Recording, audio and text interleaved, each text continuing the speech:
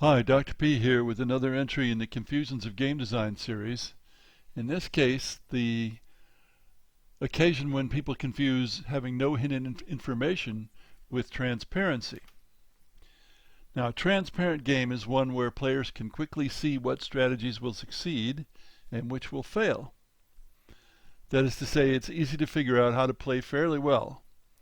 And not surprisingly then, transparent games are often shallow games.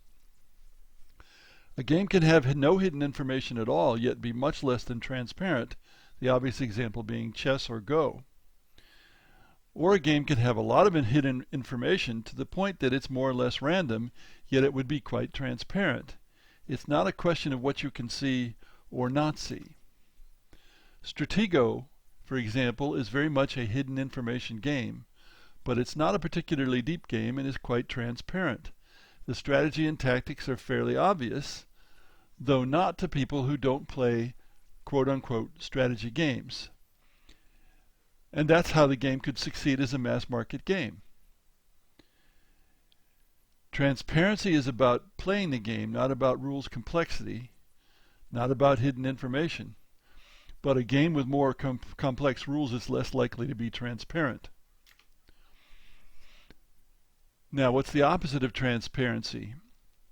I use the word obscure occasionally, but deep is another way of looking at it. My game Britannia, which was originally published in 1986, latest version in 2020, is not at all transparent. Yet the Britannia rules are not fundamentally complicated, though there are many historical exceptions. It's learning what the important decisions are in the game and then recognizing the good choices and making a good one that counts. There is no perfect choice, no best move in many instances. There's no hidden information other than the intentions of the other players in a four-player game, but it's a very non-transparent game. And deep games are generally not transparent. I recall particularly one young fellow who had just learned the game and played the game as yellow, and when he got done he said, "I don't see what I could have done differently. I don't understand." And then the experienced players started to tell him about all the things he had missed because the game is not transparent, all the things he could have done or should have done. If Britannia were a transparent game, he would have seen what to do the next time. He wouldn't have felt flummoxed. Now, in order to simplify the game for the third edition, it had to become a little less obscure or more transparent. That's inevitable because I needed a game that was much shorter. That's one of the third edition games. Does transparency equal shallowness? Not always, but it certainly tends that way. It trends that way. Yet many gamers who are more or less party gamers at heart get annoyed with games that aren't transparent. They want to see how to play. They don't want to have to figure it out the hard way.